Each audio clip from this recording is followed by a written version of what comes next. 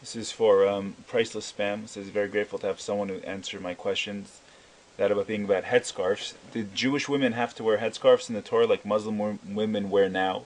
The first time, we actually don't find it in the Torah itself, but we do find it in a tractate of the Talmud called Sota, which talks about a woman who's suspected of adultery, and it says part of the test, and one way that we're trying to encourage her to admit what she did, is that we take off her head covering. From this, the rabbis of blessed memory learned out that it's actually proper for married women to cover their head in some fashion. More Orthodox sects of Jews nowadays will wear actual wigs of other people's hair so that their own hair is not showing. Some do wear headscarves, called tichels, or head coverings, not to show their hair. The hair is thought to be a very attractive part of the woman, and once you're married, you really only want to attract your husband, because the nature of man is to be lustful and promiscuous, and you don't want to turn on other men.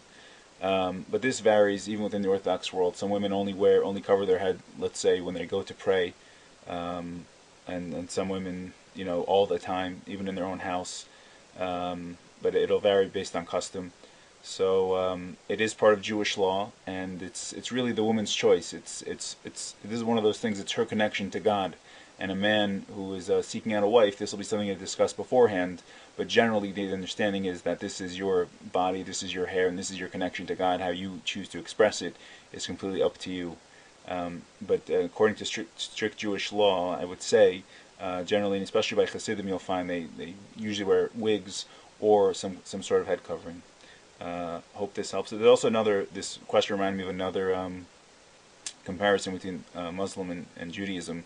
It says that when we take our prayer shawl, so the halacha, the Alter Rebbe also writes this. It was in the previous code of Jewish laws first, the Beis Yosef, and I think the Raman doesn't have an objection, but he says that you should wrap it when you have to say the blessing. Wrap it around you in the way of the Ishmaelim, in the way of the descendants of Ishmael.